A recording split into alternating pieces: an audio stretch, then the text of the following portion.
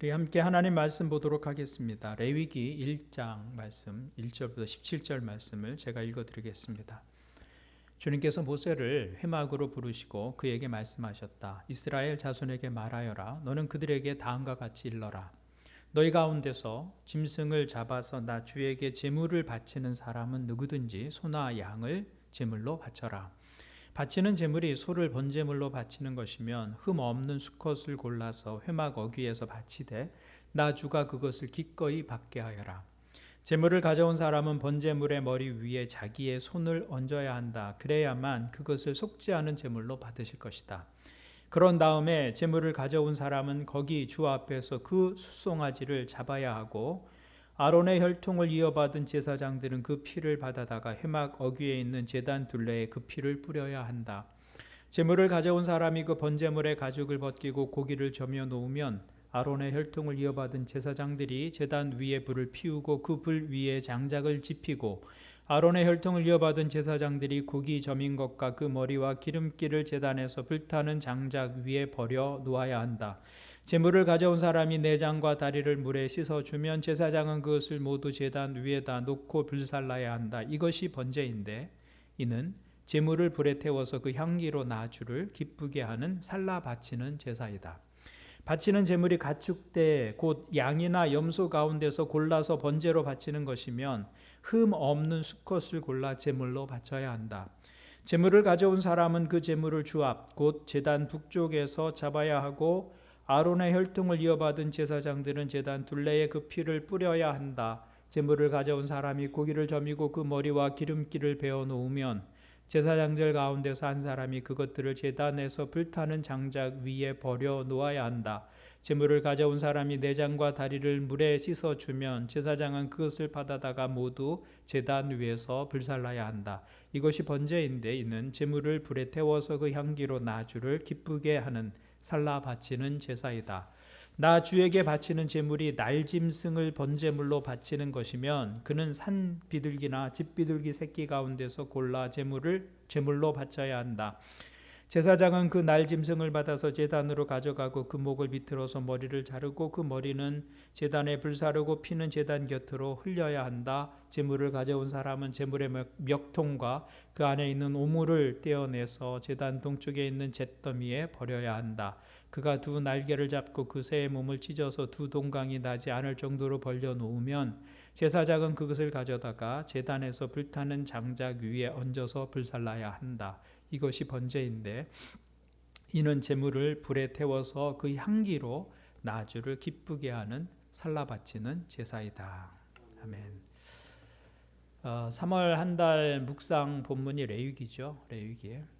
성경에서 가장 외면당하는 책이 있다면 아마 이 레위기일 것입니다.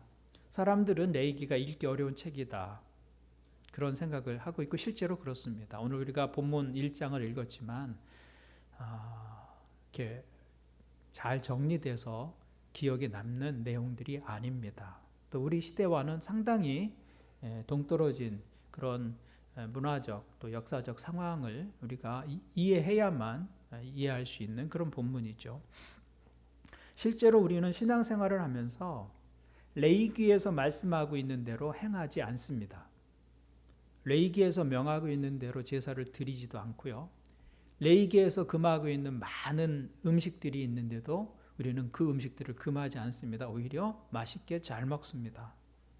왜냐하면 레위기의 말씀들이 의미하는 것이 대부분 그리스도의 십자가의 사건으로 인해서 완성되었다고 믿기 때문입니다.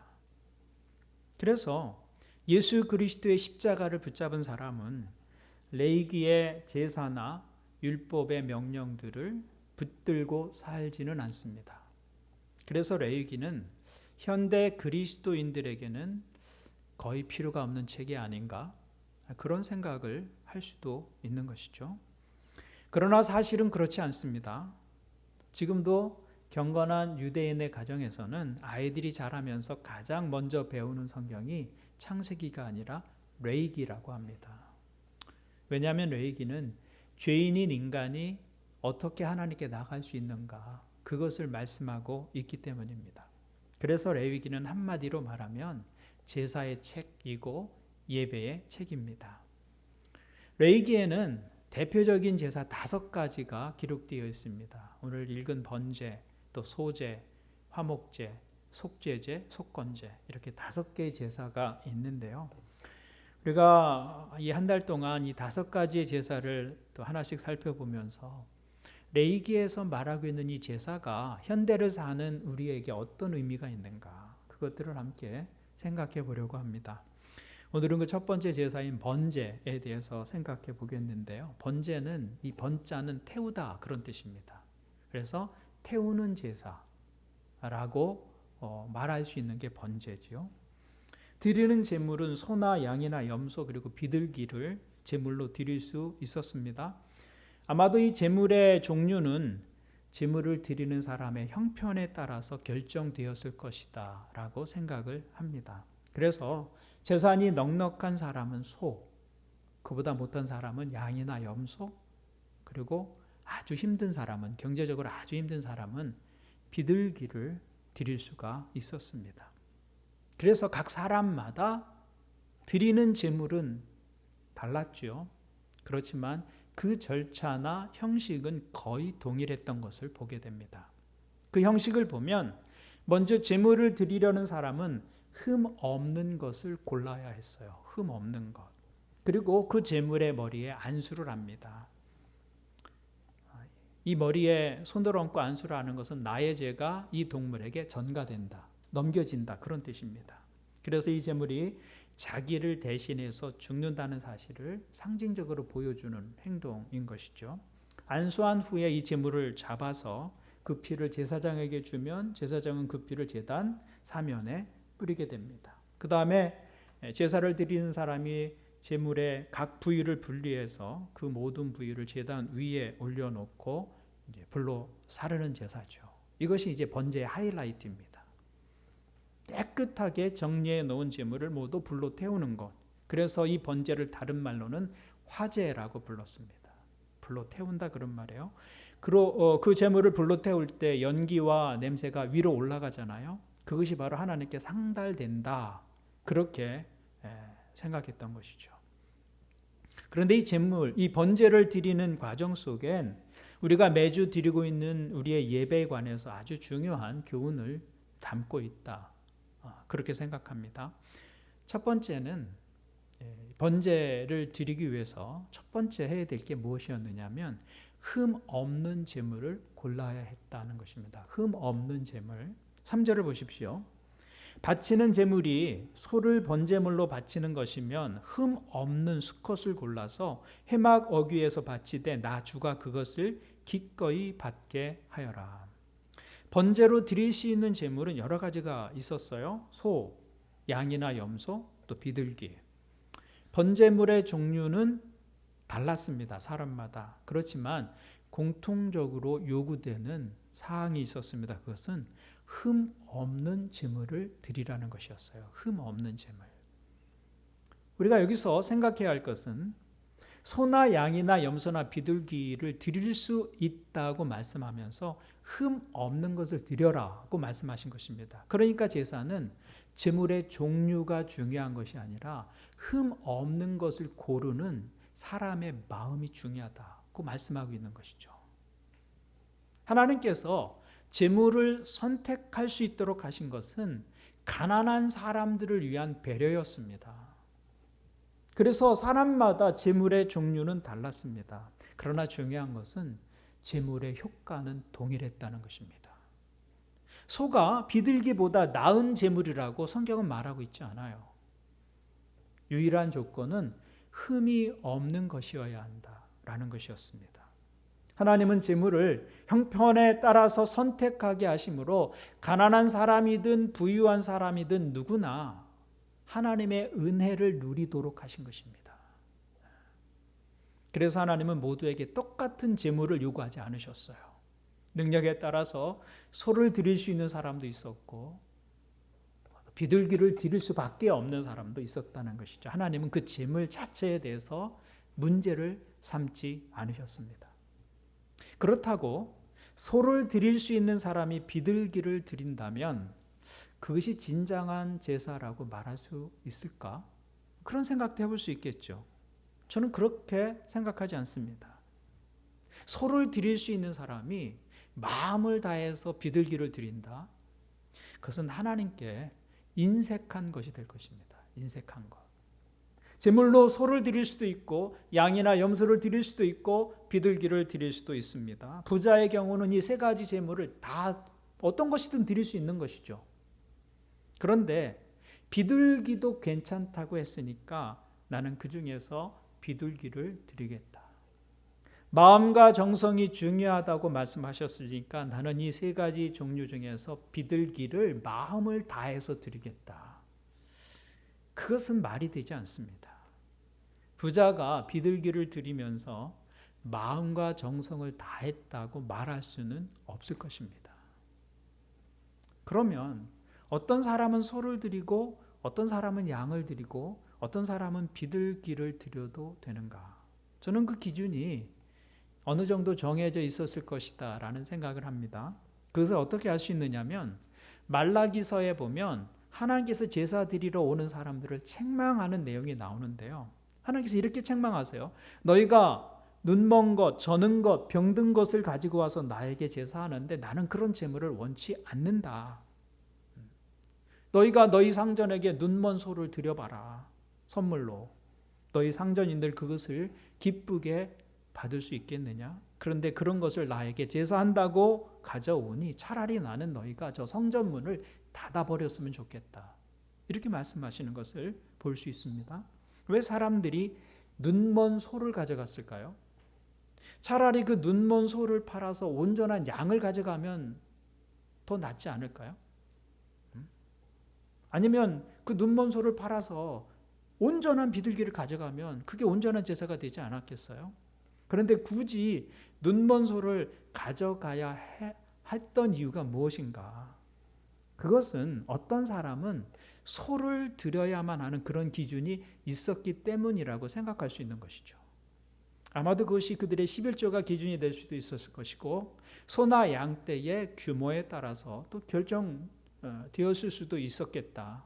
어쨌든 어떤 기준을 가지고 이 기준에 따라서 어떤 사람은 소를 드려야 했고 어떤 사람은 양을 드려야 했고 어떤 사람은 비둘기도 괜찮은 그런 제사의 모습이었다는 것이죠. 그런데 여기서 중요한 점은 하나님이 제물을 형편에 따라서 선택하게 하신 것은 정말 가난해서 제물을 준비하기 어려운 사람들을 염두에 두셨다는 거예요. 그래서 집비둘기조차 준비할 수 없는 사람이라면 산비둘기라도 잡아서 가져올 수 있도록 그렇게 가난한 사람들을 배려해 놓은 것이죠. 그리고 더 중요한 것은 제물의 종류는 달랐지만 제물의 효력에는 아무런 차이가 없었다는 거예요. 소의 제사가 비둘기의 제사보다 우월하지 않았습니다. 그 효력은 동일했습니다.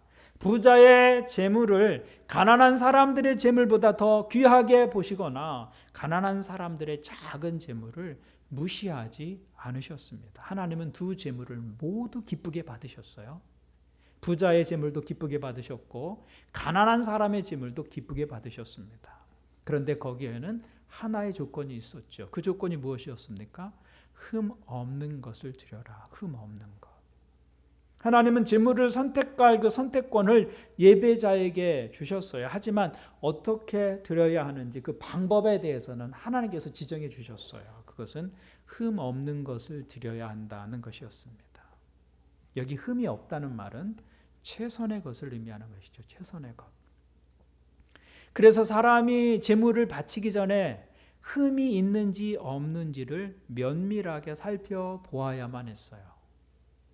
조그마한 흠도 있어서는 안 되었기 때문에 매우 정성스럽게 자기 제물을 살펴야 했습니다.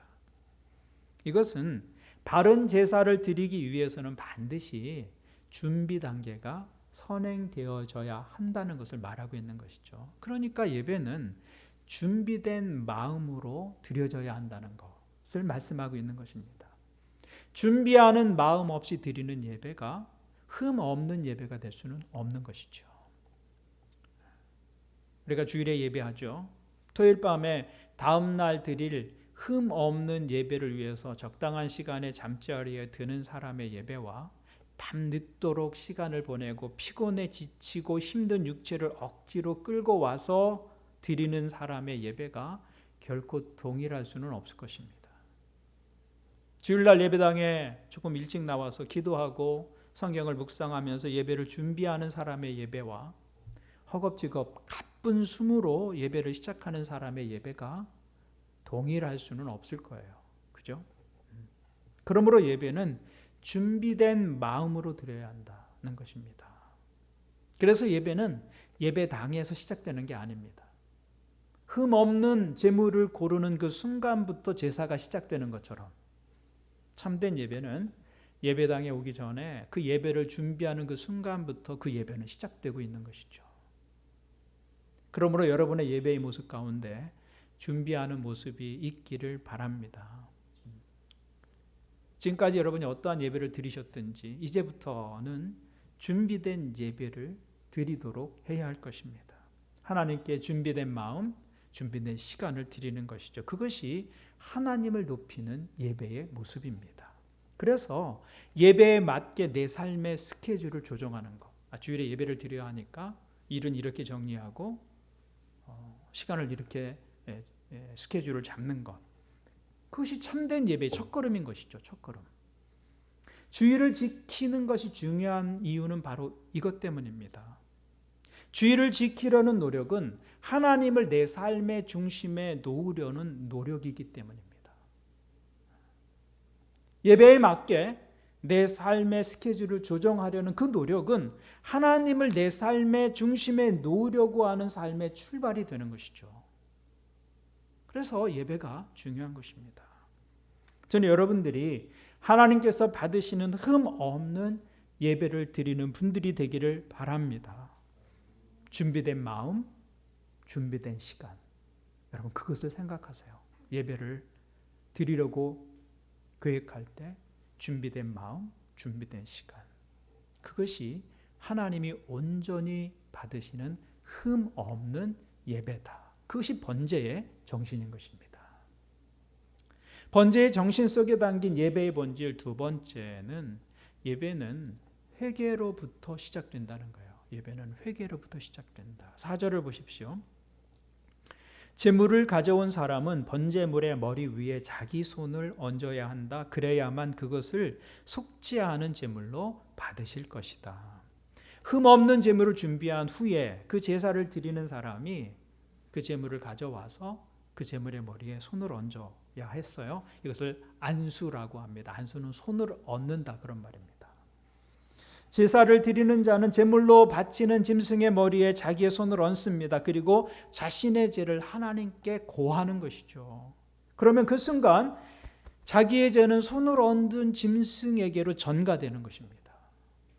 그리고 그 짐승은 그 사람을 대신해서 대속의 제물로 드려지게 됩니다. 그래서 번제를 드리는 사람은 먼저 제물이 될 짐승의 머리에 손을 얹고 죄를 고백하는 그런 행동을 해야 했다는 것이죠. 이것은 오늘날로 말하면 회개에 해당하는 것이죠. 그러므로 예배는 회개에서부터 시작되어야 합니다. 왜냐하면 죄를 품고 하나님 앞에 나가서 은혜를 구할 수는 없기 때문입니다. 그래서 예배는 회개에서부터 시작되어야 한다. 여러분 우리 가운데 아무도 회개함이 없이 하나님 앞에 나갈 수 있는 사람은 없습니다. 오늘 여러분이 아무리 깨끗하게 살려고 노력해도 지난 일주일 동안 나는 흠 없이 살았다 그렇게 말할 수 있는 사람은 없을 거예요. 말로나 태도로나 행동으로 하나의 흠도 없는 채로 살다가 이 자리에 오신 분은 없을 겁니다. 우리 가운데 그런 사람은 없습니다. 우리가 이 세상에서 육체를 가지고 사는 동안에는 우리가 아무리 조심한다고 해도 죄로부터 자유로울 수가 없습니다. 아무리 조심해도 순간적으로 미움이 들어오고 정욕이 발동하고 혈기를 부리게 되고 복수심에 불타기도 하고 욕심에 휘둘리고 그래서 하지 말아야 할 말 하게 되고 하지 말아야 할 행동 하게 되는 것이죠. 그런 연약함이 우리 모두에게 있습니다. 이것은 신앙의 경력과 나이와 상관이 없습니다. 인간이면 누구나 가지는 연약함입니다. 그래서 우리가 하나님 앞에 나아가기 위해선 회개가 필요한 것이죠. 진정한 예배는 그 회개와 함께 시작되는 것이다. 그래서 저는 여러분들이 지금까지 어떠한 예배를 드리셨든지 이제부터는 조금 일찍 시간을 준비하고 예배의 자리에 앉으시기를 권합니다. 그 시간에 자신의 삶을 돌아보고 우리의 허물과 죄를 하나님께 고하는 것이죠. 우리의 허물과 죄에도 불구하고 우리가 하나님 앞으로 나아갈 수 있도록 허락하신 그 십자가의 은혜를 묵상하는 시간이 우리에게 필요한 것입니다. 그 십자가의 은혜를 기억하고 예배의 자리로 나가는 것, 그것이 예배의 시작인 것입니다. 예배의 시작. 예배는 흠이 많은 우리 인생을 예수 그리스도의 보혈로 복원하는 과정입니다. 차를 운전하다 보면 흠이 생기듯이 인생을 살다 보면 흠이 생기기 마련입니다. 저도 얼마 전에 교회에서 새 차를 마련해 주어서 정말 고맙게 잘 타고 있습니다. 근데 일주일도 안 돼서 문콕으로 상처가 났습니다. 누가 냈는지는 모르지만 상처가 생겼더라고요. 그것이 인생입니다. 짧은 시간을 살아도 흠이 생길 수밖에 없습니다. 그러나 그 흠과 상처 위에 예수 그리스도의 보혈을 바르고 그래서 그리스도의 은혜로 우리의 흠과 상처를 복원하는 것, 그것이 예배인 것이죠.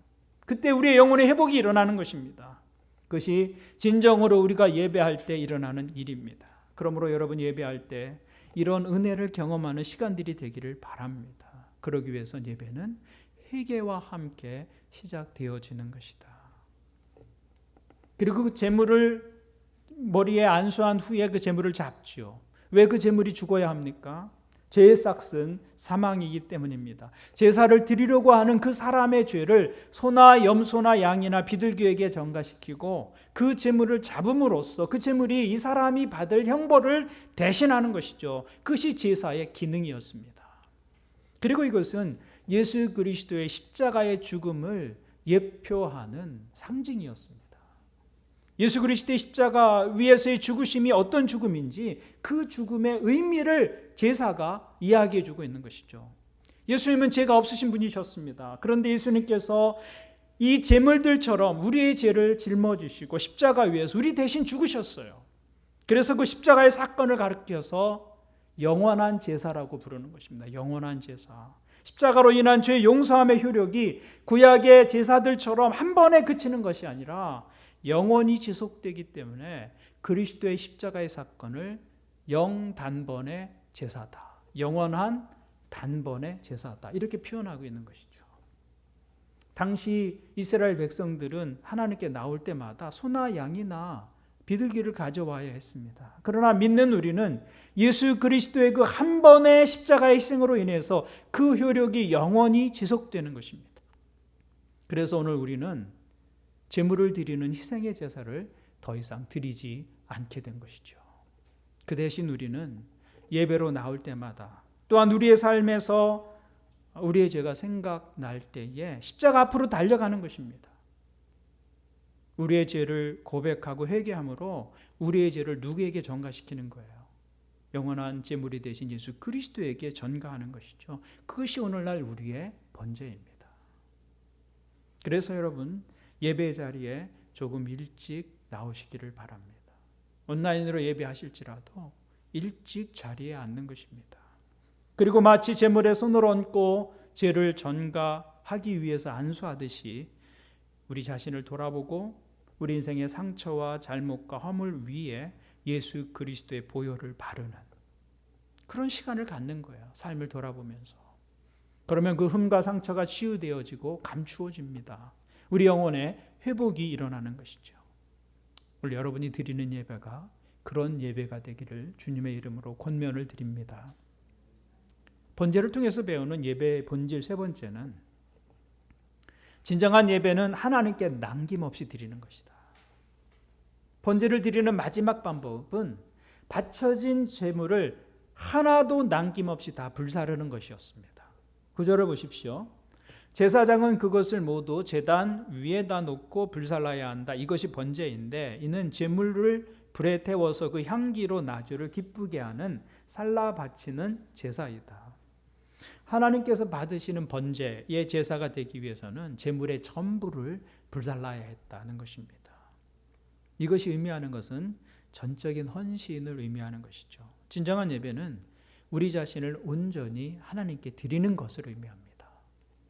1시간, 우리가 지금 드리고 있는 주일날 10시부터 11시까지의 1시간 예배 의식에 참석하는 것이 예배의 전부가 아니라 내 삶의 모든 부분을 하나님께서 받으실 만한 모습으로 살아가는 것, 바로 그것이 온전한 예배다. 그것이 번제다. 그래서 불살라 바치라고 말씀하고 있는 것이죠. 여러분, 번제는 제물을 불에 사르는 것이지만 잘 생각해 보면 우리가 살아가는 것 자체가 번제입니다. 왜냐하면 우리가 생명을 유지하고 살아가는 것은 바로 산소를 들이마시고 내쉬면서 우리 몸을 태우고 있는 것이기 때문입니다.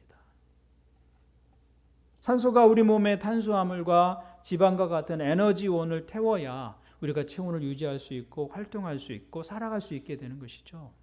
그래서 우리가 음식을 먹는 것은 이 몸을 태우는 연료를 공급하는 것이 되잖아요. 태우는 양보다 적게 공급하면 살이 빠지는 것이고 태우는 양보다 더 많이 공급하면 살이 찌는 거예요. 그러니까 우리가 사는 것 자체가 우리 몸을 태우는 것이죠. 우리가 지금 숨 쉬고 있는 이 순간에도 우리는 우리 몸을 지금 태우고 있는 것입니다. 그러니까 우리가 사는 것 자체가 사실은 번제입니다. 그러므로 진정한 예배란 이 몸을 태우며 살아가는 그 삶 자체가 하나님께서 받으실 만한 제물이 되게 하는 것입니다. 삶이 예배가 되게 하는 것, 그리고 예배가 삶이 되게 하는 것, 그것이 번제의 진정한 정신인 것이죠. 우리가 기억해야 할 것은 사람은 하나님께 자신을 제물로 드리지 않는다면 결국은 무엇인가를 위해서 자신을 제물로 드리게 된다는 사실입니다. 우리가 하나님이 원하지 않는 일에 시간을 드릴 때 그것은 우리 몸을 그 일에 번제로 드리고 있는 거예요. 내 몸을 태우면서 그 일을 지금 하고 있는 것입니다.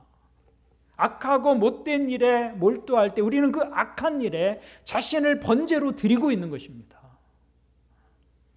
그러므로 우리 삶은 곧 번제다라는 것이죠. 우리 삶이 곧 번제다. 그래서 하나님께 드려지지 않는다면 결국 하나님이 아닌 다른 것에 나를 번제물로 드리고 있는 그런 삶을 우리가 사실은 살고 있는 것입니다. 이것이 우리 삶의 실제 모습이에요. 실존이에요. 산다는 것 자체가 무엇을 대상으로 하든지 우리 몸을 번제로 드리고 있는 것이다. 그래서 주님은 우리의 전부를 요구하시는 것입니다. 하나님은 우리가 숨쉬는 그 한 번의 호흡마저도 하나님을 위한 것이 되기를 원하신다라는 거예요. 그것이 전부를 불살라야 한다라고 말씀하시는 주님의 요구인 것이죠. 그것이 번제이기 때문입니다.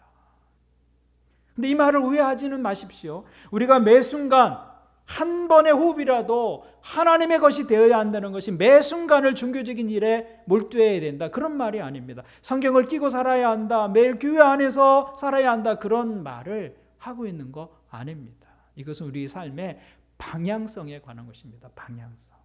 차가 연료를 태워서 어떤 곳을 향해서 가듯이 우리 인생이 우리 몸을 태우면서 어느 방향으로 가고 있느냐라는 거예요. 어느 방향으로 가고 있느냐. 그 신앙은 그 방향성을 말하고 있는 것입니다. 하나님과 함께하는 방향이냐, 하나님 없는 방향, 하나님을 등진 방향이냐라는 것이죠. 우리의 삶이 어느 쪽을 향하고 있느냐, 우리의 몸을 태우면서 우리는 우리 인생을 어느 쪽으로 향하게 하고 있느냐.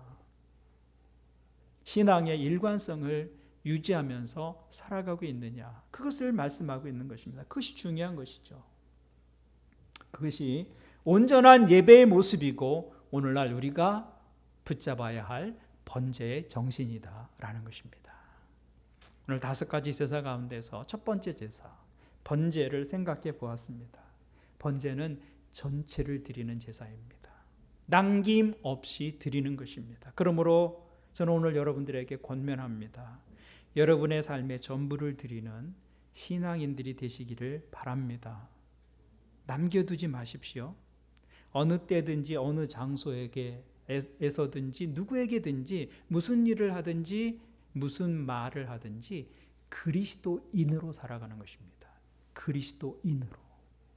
여러분의 삶의 자리에서 신앙의 일관성을 유지하면서 살아가는 것입니다. 그것이 예배당이든지 집이든지 직장이든지 길거리든지 언제 어디서나 하나님께 드려진 자로 살아가는 거예요.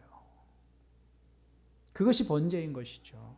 그래서 예배와 삶이 차이가 없는 것, 그것이 오늘날 우리가 붙잡아야 할 번제의 정신인 것입니다. 오늘 예배하는 여러분 모두 온전한 번제를 드리는 예배자들이 되기를 바랍니다. 이번 한 주간 한 번의 호흡이라도 하나님의 것이 되게 하는 것, 그런 기억을 가지고, 그런 생각을 가지고 매일매일을 살아가십시오. 그것이 우리가 붙잡아야 할 번제의 정신이고, 우리가 하나님 앞에서 온전한 예배자로 살아간다는 말의 의미입니다. 이 삶의 모습이 예배하는 여러분들에게 있기를 주님의 이름으로 권면을 드립니다. 아멘. 기도하시겠습니다.